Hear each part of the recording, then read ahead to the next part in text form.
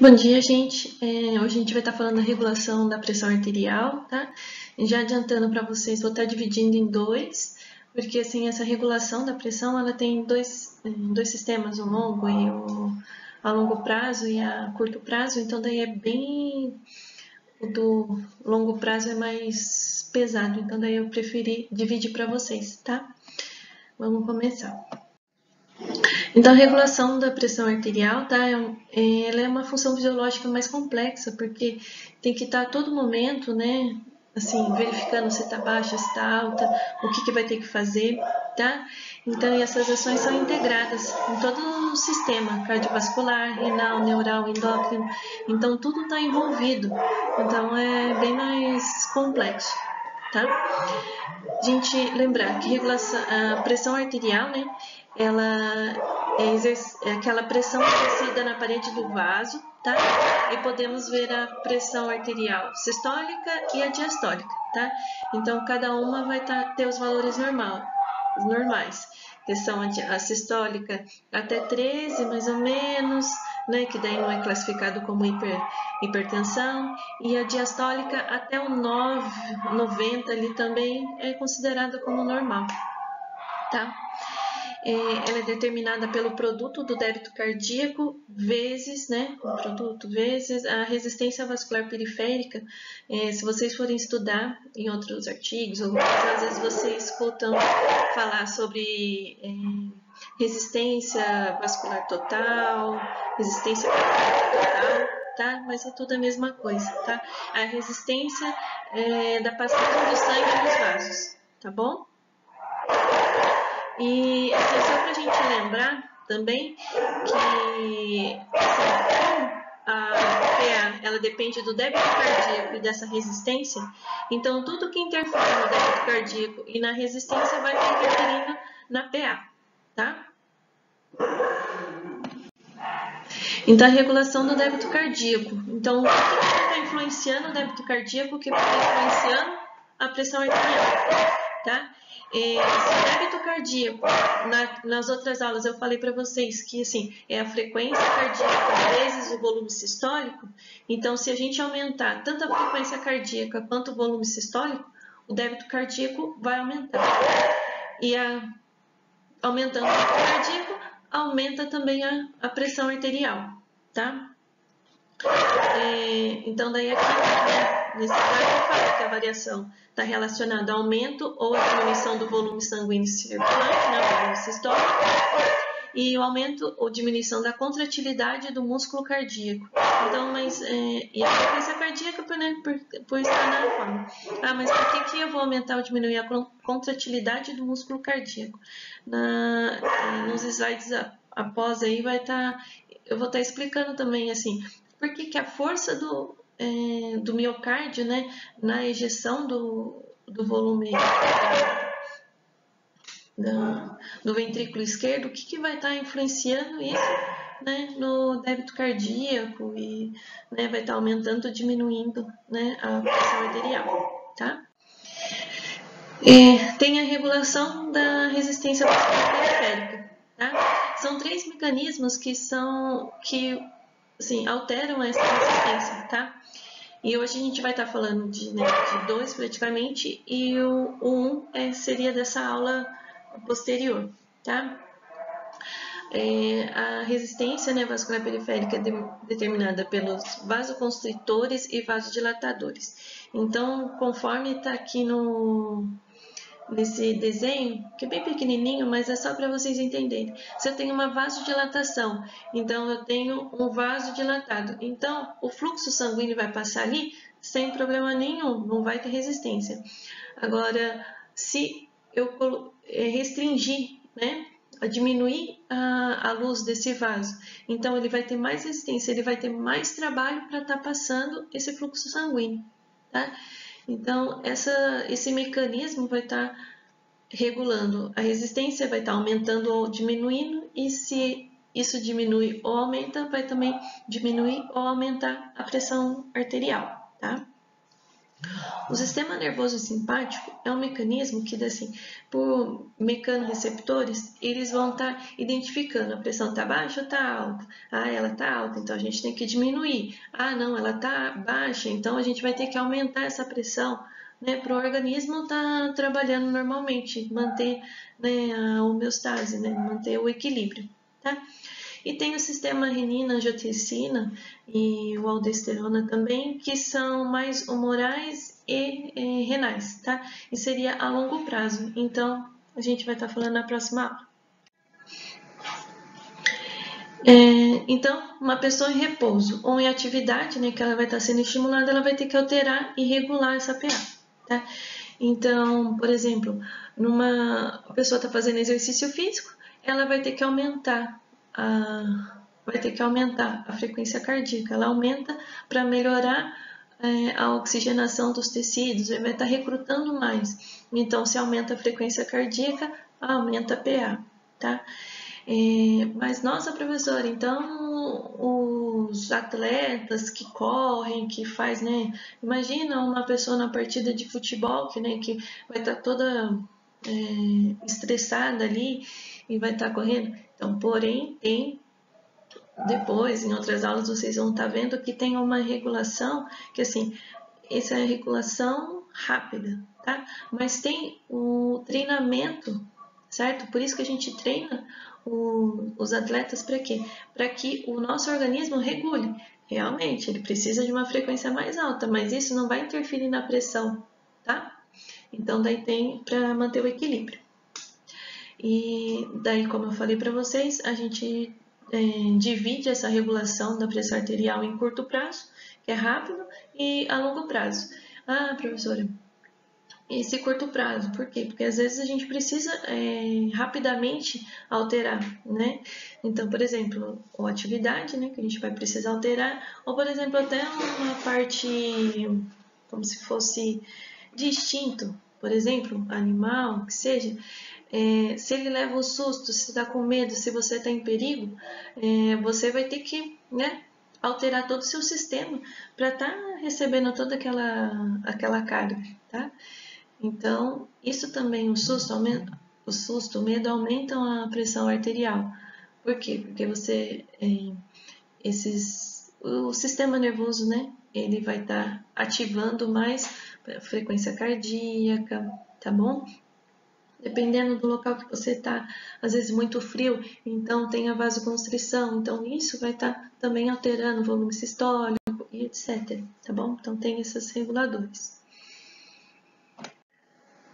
Então, a regulação de curto prazo, tá?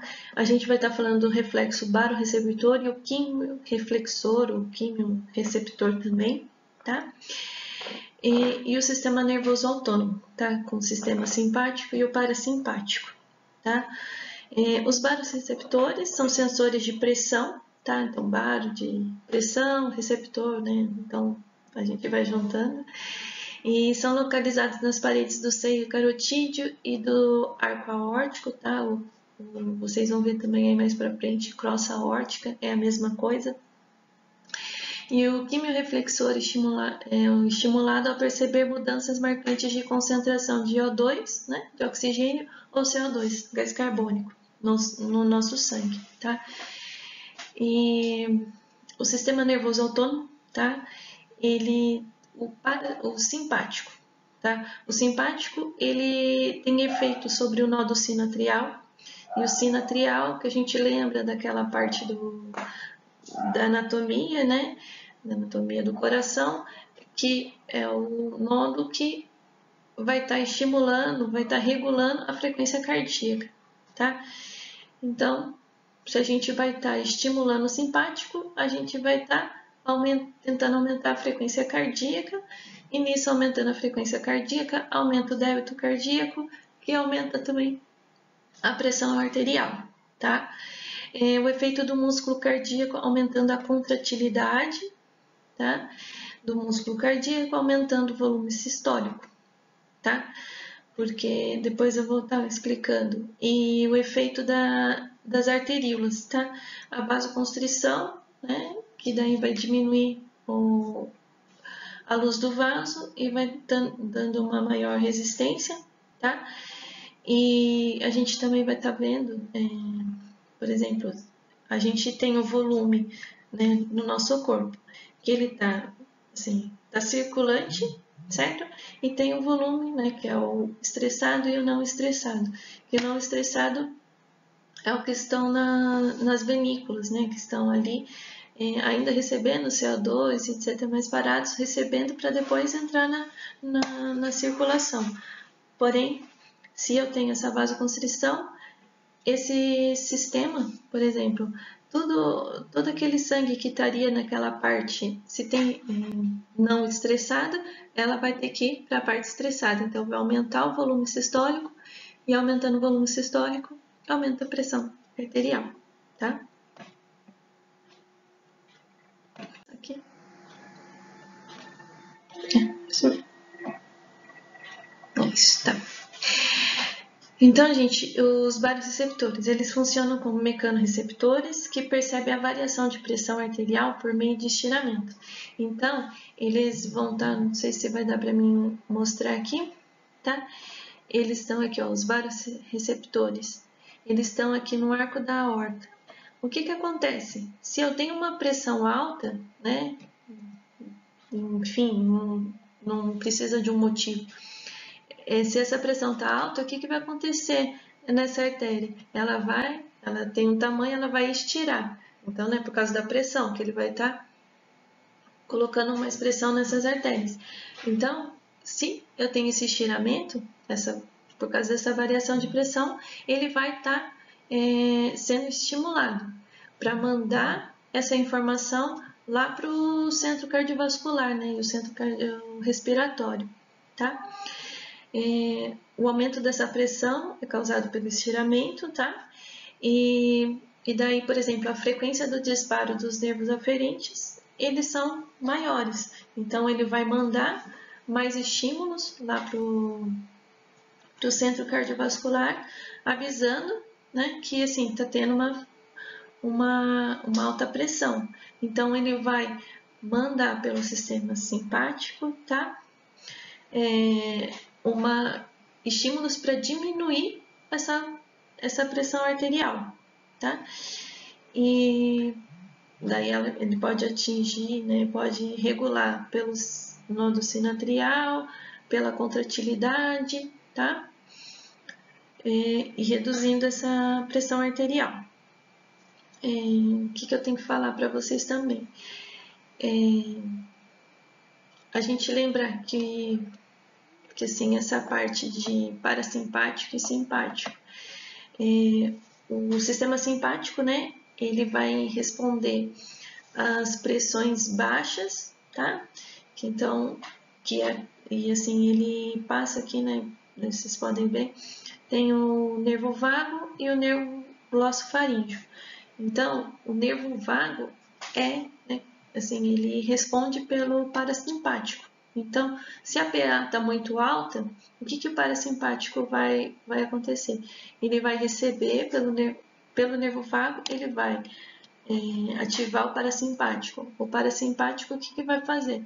Ele inibe essa quantidade assim de aumentar a frequência cardíaca, inibe essa estimulação do nódulo sinoatrial, então causando uma bradicardia. Bradicardia diminui a frequência mais baixa e vai diminuir a pressão arterial, tá? Agora o nervo glossofaríngeo é do sistema simpático e ele vai responder às pressões baixas, tá? Então o organismo, né, os mecanorreceptores, eles perceberam que tem uma pressão baixa, ele vai mandar esse sinal lá para o centro cardiovascular, que vai ativar, pelo nervo glossofaríngeo, vai ativar o sistema simpático com o nódulo sinoatrial, com a contratilidade, tá bom? Para ajudar a aumentar essa PA. Tem as informações captadas nos barorreceptores do seio carotídeo, tá? E assim, igual está escrito aí, assim, o bulbo, né, que é onde está esse centro cardiovascular e o centro respiratório nosso, Então, essas mudanças vão estar sendo acontecidas, levadas para lá, para daí ele selecionar qual vai ser a atividade que ele vai estar eferindo, né? Que vai estar mandando, né, para o coração ou para os vasos, etc. Tá?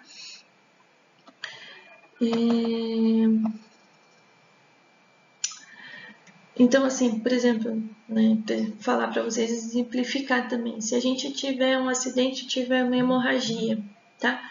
Se a gente tiver hemorragia, o sangue vai estar saindo, né? Tipo, uma hemorragia interna ou externa, que seja, o sangue vai estar saindo, então vai estar diminuindo o volume sistólico. Então, vai estar diminuindo a nossa PA. Então, vai estar sendo, né, identificado pelos mecanorreceptores que vão atuar com o sistema simpático para quê? Na tentativa de aumentar a PA, aumentando a frequência cardíaca, tá? Para tentar aumentar essa PA, vasoconstrição, tá bom? Vai ser a vasoconstrição nesse caso, para o quê? Para diminuir, assim, aumentar essa resistência, né, vascular periférica, aumentando também a PA, tá? E também nessa vasoconstrição vai ajudar, por exemplo, às vezes é uma hemorragia que seja no braço, que é um pouquinho mais, assim, mais distal, não é uma hemorragia interna, na parte central, de tipo coração, abdômen, etc. Que daí vai estar concentrado mais esse volume sistólico, concentrado mais na parte central e não na parte periférica. Então, na parte periférica também, fazendo essa vasoconstrição, vai diminuir essa vazão de sangue, tá? Dessa hemorragia, tá bom? Tentem pensar dessa forma também. Vamos lá. E aqui nesse GIF, gente, ele vai falando mais ou menos essa sequência, né? Que da condução do impulso nervoso, né? E assim, a inibição da atividade simpática, né? E daí vai estar diminuindo essa pressão ou elevando essa pressão arterial, tá? O quimiorreflexor, tá? O quimiorreflexor são ativados quando a diminuição da concentração de O2 e do CO2, tá? Os quimiorreceptores centrais, eles verificam a alta concentração de CO2, de gás carbônico, e os periféricos verificam a quantidade de O2 que tem. Então, ele verifica, assim, cada receptor tem essa função, mas ele vai estar mandando para o mesmo centro essa resposta, tá? Para daí ver o que o organismo vai fazer. Eles se encontram no corpúsculos aórticos e carotídeos, também a maioria, porque igual eu falo, os periféricos, eles vão estar mais na periferia, tá? E assim, eles vão levar também para o bulbo, né? Porque igual eu falei para vocês, o bulbo tem o centro cardiovascular e o centro respiratório. Então, quando tem uma alta concentração de CO2, além, né, das alterações cardiovasculares, eu também posso alterar a frequência respiratória lavando o CO2, retirando esse CO2 do organismo. E daí, retirando esse CO2, volta para a homeostase, volta para o equilíbrio do organismo, tá? E a ativação desse quimiorreflexor causa aumento da atividade simpática. Então, se aumenta a atividade simpática, aumenta a frequência cardíaca, aumenta a pressão arterial e o volume minuto, tá? E, gente, tentei explicar, não ficar um vídeo muito longo para vocês, tá? E agora eu vou estar colocando umas questões, tá, da fisiologia, e depois vocês vão responder e me entregar depois, tá bom? Obrigada, vou estar agora, daqui a pouquinho, com vocês para qualquer outra dúvida de vocês, ok? Obrigada, gente!